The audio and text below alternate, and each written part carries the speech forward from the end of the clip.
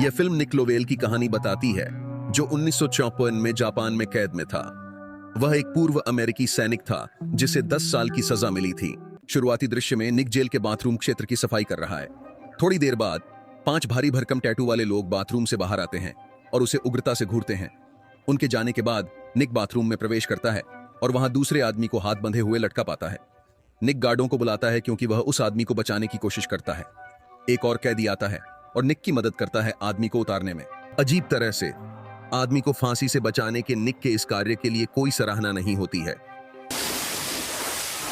थोड़ी देर बाद कुछ कैदी गार्ड निक और उस कैदी को जिसे उसने मदद की थी को खींचकर एक ओर ले जाते हैं और पीटते हैं। मुख्य जेल गार्ड बताता है कि उसे उस आदमी का पत्र मिला था जो फांसी लगाने वाला था, जिसमें उसने कहा था कि एक गैंग सदस्य को जेल से बाहर भेजा जाएगा। निक जापानी नहीं समझता, इसलिए उसे यह नहीं पता कि गार्ड क्या कह रहे हैं। मुख्य गार्ड अधिक चिड़चिड़ा हो जाता है और अंततः निक को एकांत कारावास में रखने का आदेश देता है। सेल के अंदर पता चलता है कि निक उस आदमी के साथ जगह साझा कर रहा है जिसे उसने पहले फांसी से बचाया था। वह आदमी अपना नाम कियोशी बताता है, जो याकुजा कबीले शिरोमात्सु का सदस्य है। कियोशी फिर निक से मदद चाहता है और उसे एक भागने की योजना के बारे में बताता है। कियोशी एक आत्महत्या के प्रयास का नाटक करने की योजना बनाता है ताकि गार्ड उसे अस्पताल भेज दें। अस्पताल में एक शिरोमात्सु सदस्य आएगा और कियोशी को भागने में मदद करेगा। इस मदद के बदले कियोशी वादा करता है कि अगर निक भागने में सफल हो जाता है तो शिरोमात्सु के भाई उसे भविष्य में मदद करेंगे। योजना तय हो जाती है। जब कैदी जेल क्षेत्र के चारों ओर खदान कर रहे होते हैं, निक एक पत्थर खोजता है। बाद में वह पत्थर को तेज करता है ताकि कियोशी उसे अपनी योजना के लिए उपयोग कर सके। कुछ दिनों बाद एकांत वाले सेल में लौटकर कियोशी खुद को तेज किए हुए पत्थर से छुरा मारने की तैयारी करता है और निक से यह सुनिश्चित करने के लिए कहता है कि वह जीवित रहे। चाहिए कि तुम मुझे मरने से और बचाने के लिए गार्ड्स को बुलाने के लिए। योजना अच्छी तरह से चलती है। कियोशी की स्थिति देखकर गार्ड्स घबरा जाते हैं और अलार्म बजा देते हैं। कहानी को संक्षेप में कहें तो निक अपने मूल सजा से पहले रिहा हो जाता है। वह अपने बाल कटवाकर दाढ़ी शेव करता है और एक नए लुक के साथ जेल से बाहर आता है। जेल के बाहर एक आदमी और कार निक के इंतजार में है, उसे ओसाका में शिरोमात्सु मुख्यालय ले जाने के लिए। पहुंचने पर निक का स्वागत किया जाता है और शिरोमात्सु कबीले के अधिकारियों द्वारा उसकी मदद के लिए धन्यवाद दिया जाता है। शिरोमात्सु के नेताओं में से एक उसे एक अमेरिकी के साथ काम करने का प्रस्ताव देता है। निक काम के लिए तैयार हो जाता है। उस शाम शिरोमात्सु का एक सदस्य निक को होटल के लिए पैसे देता है और निक एक जुए और बार क्षेत्र की ओर बढ़ता है। बार में निक एक खूबसूरत जापानी महिला से मिलता है जो तुरंत उसका ध्यान खींच लेती है, इसलिए वह उसे अच्छी टिप देता है। अगले दिन कियोशी निक को एक फैक्ट्री में ले जाता है जिसमें एक अमेरिकी जिसका नाम एंथनी पनेटी है इससे मिलवाना है। निक का काम है पनेटी के साथ उनके मेटल फैक्ट्री और व्यापार को लेकर सौदा करना, क्योंकि उसने पहले शिरोमात्सु का प्रस्ताव ठुकरा दिया था। पनेटी को कोबे की शिजू नामक अन्य गैंग कबीले से एक सौदे का प्रस्ताव मिला था जिसमें एक अमेरिकी वार्ताकार था।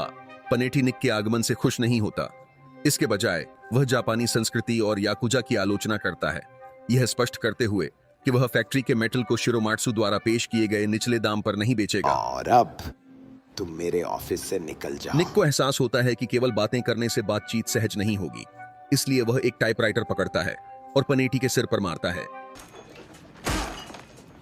जिससे वह चुप हो जाता है और शिरोमात्सु के प्रस्ताव से सहमत हो जाता है।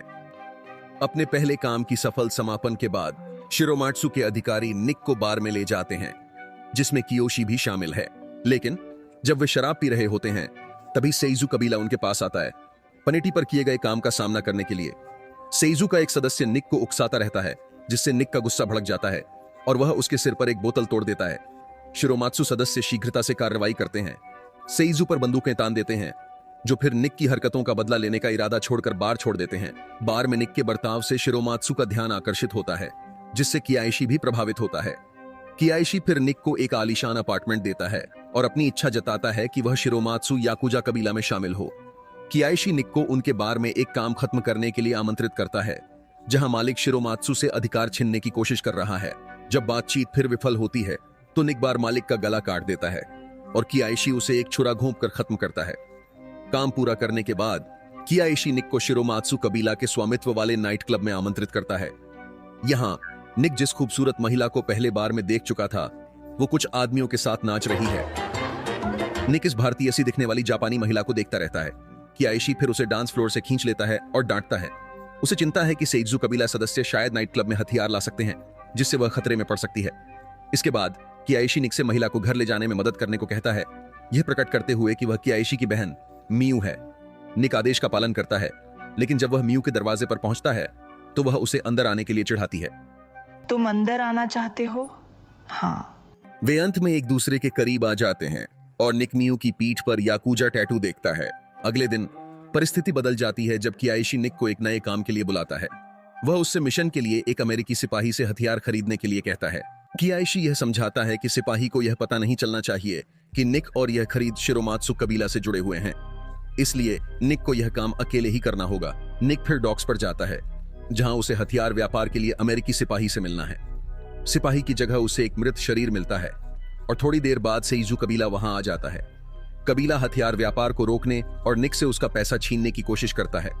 हालांकि चूंकि निक ने पहले ही पैसा अपनी कार में छिपा दिया था, सेइजू सदस्य उसे नहीं ढूंढ पाते, जिससे उन्हें गुस्सा आता है और वे उसे मारने का फैसला करते हैं। सेइजू के एक सदस्य को निक को मारने का आदेश दिया जाता है और वह उसे घुटनों पर बैठने की धमकी देता है। शुरू में निक आदेश को मान लेता है, लेकिन जल्दी ही अपनी कला से स्थिति पलट देता है। सेइजू कबीले पर हमला करता है और उनके 2 सदस्यों को मार डालता है। शिरोमात्सु नेता को डॉक पर हुए हंगामे की जानकारी मिलती है। वह तुरंत सभी कबीला सदस्यों को इकट्ठा करता है, जिनमें निक और कियाइशी भी शामिल होते हैं। शिरोमात्सु नेता को संदेह है कि हथियार खरीदने की योजना लीक करने में कोई गद्दार है।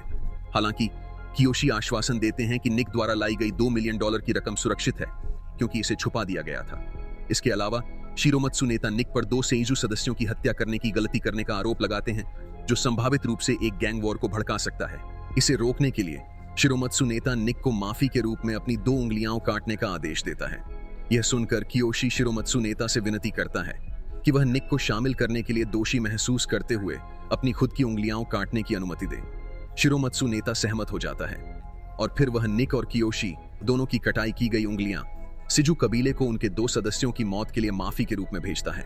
फिर दृश्यकार में निक और शिरोमात्सु नेता के बीच एक बातचीत की ओर बढ़ता है।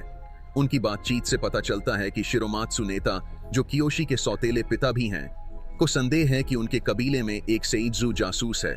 फिर शिरोमात्सु नेता ने निक को एक समारोह में ले लिया, जहां उनका औपचारिक स्वागत किया गया और उन्हें शिरोमात्सु कबीले का सदस्य के रूप में आधिकारिक तौर पर शामिल किया गया। बाद में उसी शाम निक के शामिल होने का जश्न मनाते समय निक कियोशी से बात करने के लिए बार से बाहर आता है। निक कियोशी को मियू के साथ अपने संबंधों के बारे में बताता है, जिसे शुरुआत में कियोशी की मंजूरी नहीं थी। कियोशी नहीं चाहता कि उसकी बहन याकुजा में विवाह करने जाए, क्योंकि उसे उसकी सुरक्षा की चिंता है, लेकिन निक जिद करता है, यह वादा करते हुए कि चाहे कुछ भी हो जाए वह मियू की रक्षा करेगा। यह जानने के बाद कि निक और मियू ने अंतरंग संबंध बनाए हैं, कियोशी ने आखिरकार उनके संबंध को मान लिया और निक को बधाई दी, क्योंकि उसका मतलब है कि वे अब भाई हैं। शिरोमात्सु कबीले में याकुजा सदस्य के रूप में आधिकारिक रूप से स्वीकार किए जाने और कियोशी की मंजूरी पाने के बाद निक ने मियू के समान एक टैटू अपनी पीठ पर बनवाने का फैसला किया। जब निक टैटू करवा रहा था, मियू उसके पास बैठी रही, याकुजा की विशेष शरीर कला के महत्व को समझाती रही। अगले कुछ दिनों में निक पूरी तरह से याकुजा जीवन शैली में डूब जाते हैं। एक दिन मियू के साथ ट्रेन में सफर करते हुए निक एक सेजू सदस्य को देखता है, जिसने पहले ट्रेन स्टेशन पर उसे मारने की कोशिश की थी। फिर दृश्य बदलता है और सेइजू समूह शिरामात्सु कबीले के मुख्यालय में पहुंचता है। वे एक व्यापारिक सौदा प्रस्तावित करने की योजना बनाते हैं, लेकिन शिरामात्सु का नेता अपमानित महसूस करता है, क्योंकि सेइजू ने अपने नेता को नहीं लाया, बल्कि किसी ऐसे व्यक्ति को भेजा जो बहुत युवा माना जाता है। नेता के असंतोष के प्रदर्शन के बावजूद शिरामात्सु कबीले में ओरोची नामक एक अधिकारी उन्हें व्यापार प्रस्ताव स्वीकार करने के लिए मना लेते हैं, जिसे शिरामात्सु नेता तुरंत खारिज कर देते हैं। उस रात जब ओरोची और कियोशी शराब पी रहे थे, तो ओरोची अपनी निराशा व्यक्त करता है कि शिरामात्सु नेता ने उसकी सलाह पर ध्यान नहीं दिया। कियोशी ने उसे चेतावनी दी थी, लेकिन ऐसा लगता है कि ओरोची पहले ही अपने गुस्से में डूब चुका है।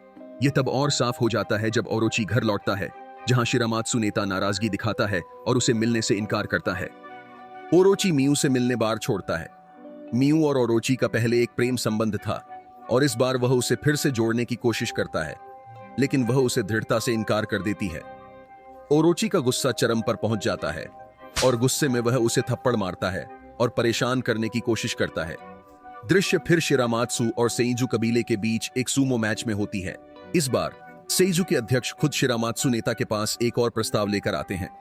यह एक व्यापारिक प्रस्ताव नहीं है, बल्कि शिरामात्सु नेता को सेवानिवृत्त होकर अपना कबीला सेइजू में मिलाने का निमंत्रण है। शिरामात्सु नेता इस प्रस्ताव को अपमान समझते हुए इसे मानने से इनकार कर देते हैं। वह सेइजू के अध्यक्ष को याद दिलाता है कि शिरामात्सु कबीला भेड़िए हैं, कोई बाड़े में बंधे हुए कुत्ते नहीं। जाने से पहले वह सेइजू के अध्यक्ष को कोबे वापस लौटने में सावधान रहने की चेतावनी देता है। इसी बीच एक अमरीकी आदमी अचानक निक को घर जाते समय मिल जाता है। वह आदमी पॉली बॉवर्स है, एक अमरीकी सैनिक और निक का साथी जो छुट्टी पर है। बॉवर्स निक को देखकर हैरान लेकिन खुश लगता है, इसलिए निक उसे साथ देने को मजबूर महसूस करता है। हालांकि बातचीत के दौरान बॉवर्स निक को धमकी देता है कि वह रिपोर्ट करेगा, यह बताते हुए कि निक ने कोर्ट मार्शल से बचने के लिए अपनी मौत का नाटक किया था। निक जल्दी से सोचता है और उसे अपने घर बुलाता है।